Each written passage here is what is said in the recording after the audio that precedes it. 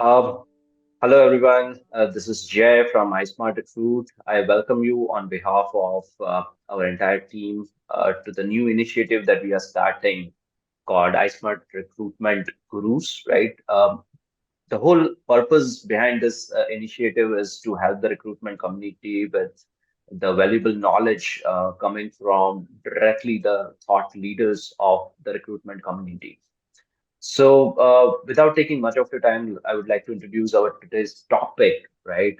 That we are going to discuss, right? It is again, we are already into 2 months in 2023, and there are a lot of things happening, right? So, of course, I've chosen the topic of the global situation of the hiring market in 2023, challenges and opportunities that we are looking at, right? And the guru of our today's session is Vlad Liashchenko, right? She is from Ukraine.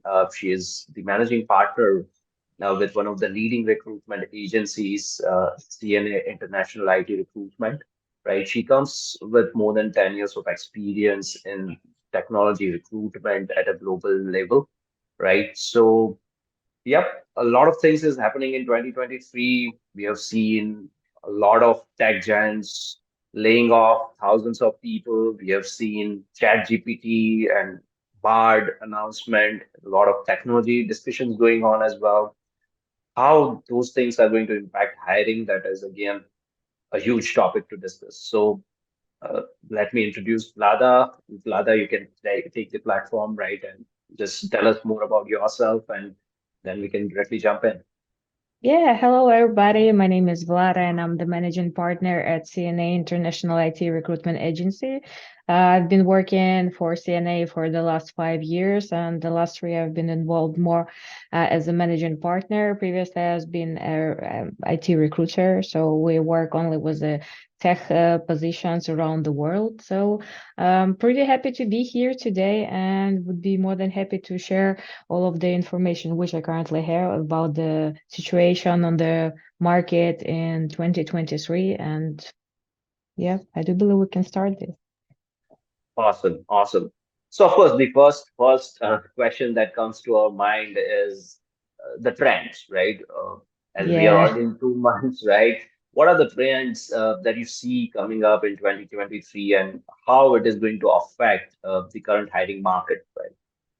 Yeah, so the biggest trend, which I may say currently, this is artificial intelligence automation. So this kind of solutions, which might help recruiters and researchers. I do believe there is a huge number of soft which provides you, which will provide you and help to source more efficient candidates with a shorter period of time. There's also some soft which are already used for initial interviews, but I do believe that this kind of tools, they will never fully replace recruiters and researchers. They definitely might help them, but in terms of replacement, no, I don't believe that will happen like this year. And I do believe like previously for the last 3 years or even five, people were talking about this kind of recruiter killer tools, which will Yeah. exclude recruiters from this kind of a pipeline. And but I don't believe this gonna happen ever.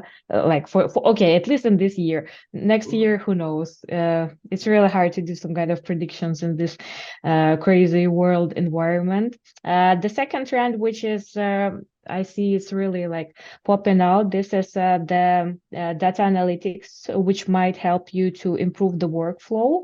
And we'll tell a little bit more about it because nowadays we're switching from talking only about the time to hire to cost per hire, and now we're talking about the quality of hire because it drastically influences the whole environment. It's not only about the delivery itself, like the product delivery, it also influences the team, the decisions, and so forth. So now we see the trend is switching to all of this analytic, and we need more information, like from perspective of recruitment, not only the salary ranges for this specific location or the reasons behind why candidates decided to switch to new jobs. So we need to understand how long they have been staying on the previous job, what impact their decision to join that previous company, and so on. And if we have this all of information, like this data, we can predict whether this candidate is gonna like leave our company, or maybe another one will switch. So this is something which is important. Also, we need to take into consideration the huge number of layoffs of such companies as Meta, as Google. Like if we compare this situation with 2008 and 2009, the first time when Google fired around like 1,000 people, it was a huge news. It were everywhere. I mean, like people were totally shocked that this happened. And now we we can see that this is kind of a quiet layoffs. Okay, so your contract is suspended and now you're on the market. And what's next?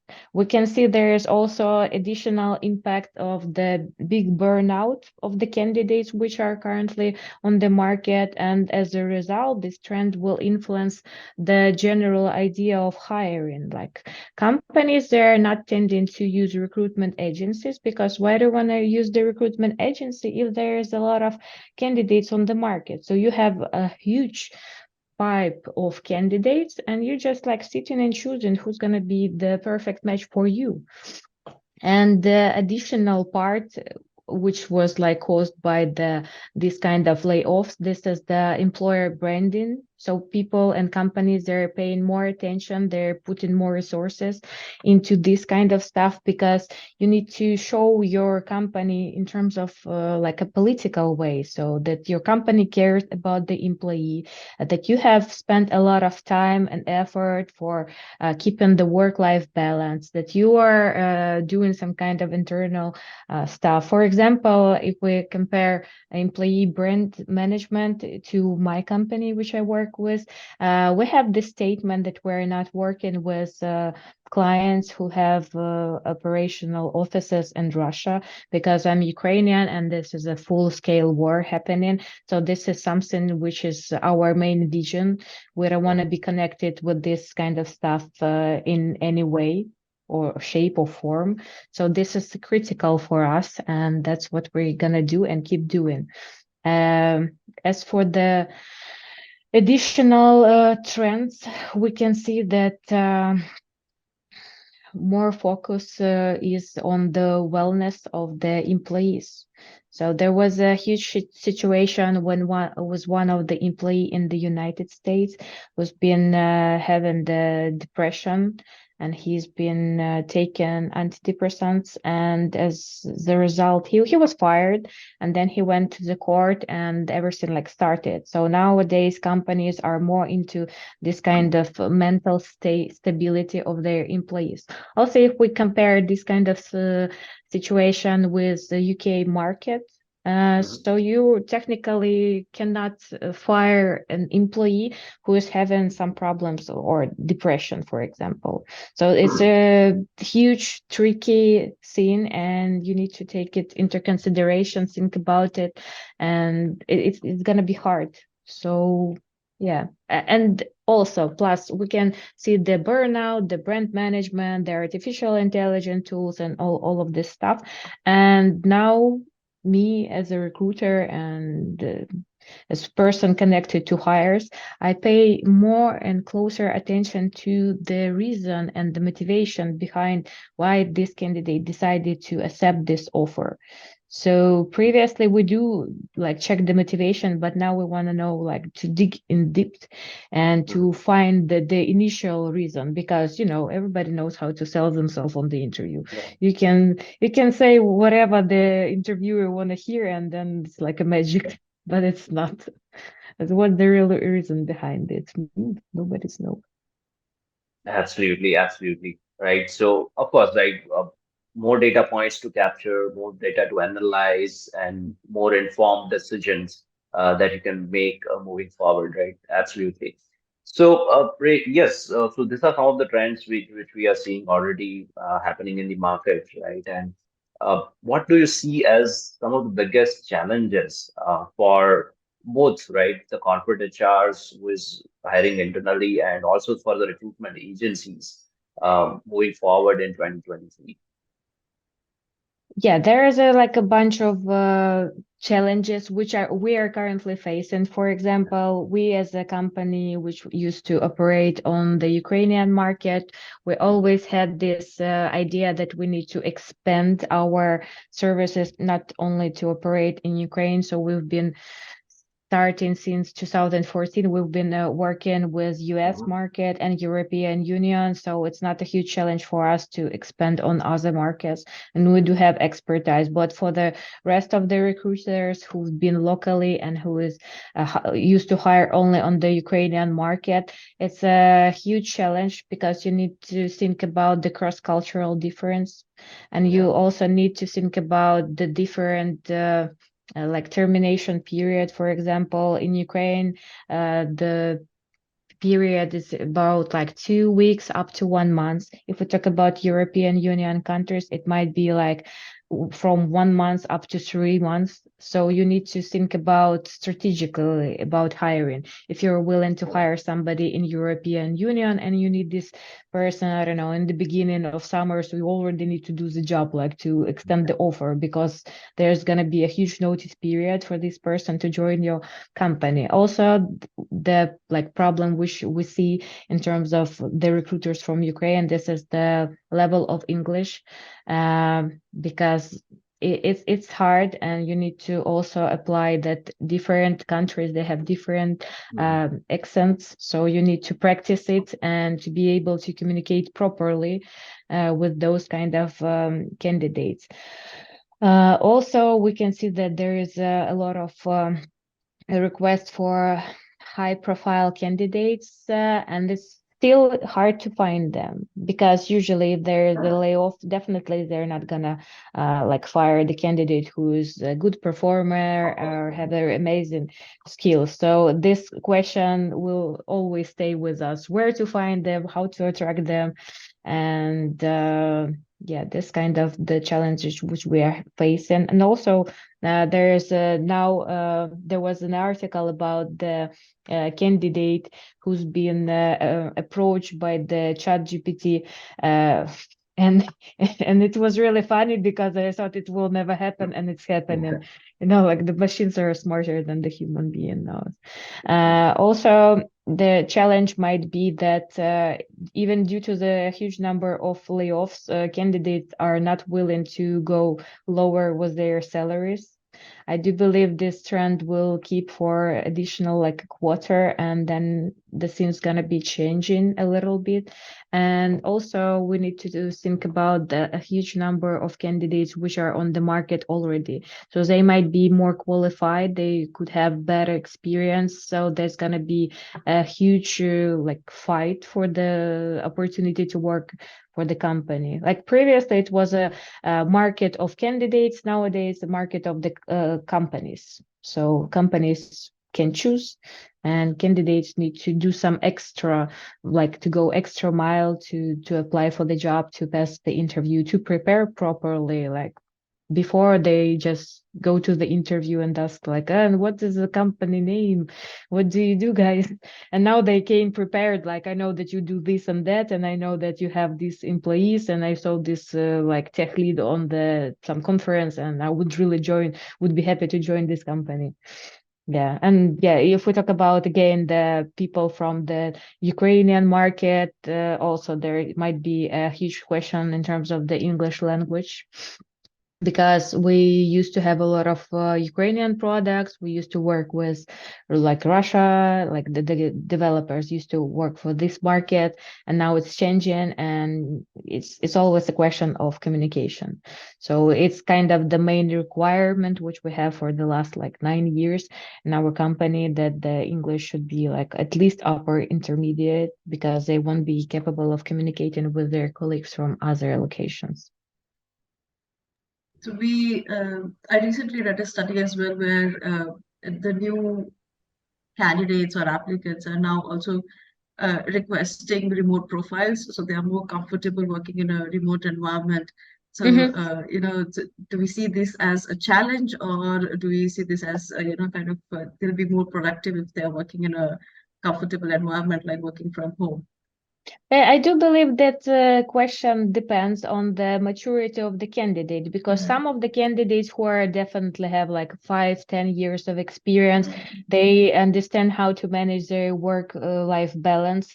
And for me, especially, I love to work remotely. I mean, like I save 2 hours per day, not like traveling to the office. So this is a good and positive impact. From the other hand, I do believe there should be some kind of socialization for each employee, and you should have the opportunity to visit office. I do believe the hybrid mode is something which is like the golden so somewhere in between, so you can have opportunity to work from home, and sometimes you go to the office just to talk to colleagues. In the terms of the just starting the new position, I think there should be more involvement into the like office mode. So you go, you talk to colleagues, you just like want to understand them better, and then it's gonna work out definitely. But now I see the trends, for example, in the United Kingdom, they tend to have this like only working from office mode, and that's definitely something which is not that common, because everybody due to the COVID got used to like staying at home, like having a lot of flexibility, and now they need to going back to the office. No, absolutely, absolutely. So I have been working from home as well, so I understand it becomes sometimes challenging, right? But yeah, of course, once the employees are mature enough, you can manage those things definitely. All right. So we talked about AI and data analytics in our initial trends, right? Going bit deep into it, right? That what impact it will make on the ground level, both for the recruiters as well as the candidates, right? Because we have seen, right, ChatGPT cracking the Google uh, coding tests, right? They are answering those questions. So it's a huge impact, right? AI and analytics, right, on how the recruitment is being conducted, right? So, what are your experiences or thoughts on uh, this aspect? I do believe this is kind of a new to us. So we actually, me and my team, we try to deal with ChatGPT. It's actually interesting stuff. I do believe even from the perspective of the candidate, they might try to pass some of the Yeah. test tasks using this kind of stuff, and then they actually working. So it might be a little bit harder to evaluate the level of the candidate, because now you can cheat technically, and it would be really hard to figure it out. But I do believe we will still stick to all of these like pair programming technical tasks for the candidates, and then you will see the real result of this like potential candidate and potential hire. That's something like unknown at this point for us. So we will see how it will work out, and if it's gonna work out. That's that's a Yeah, tricky also one. absolutely.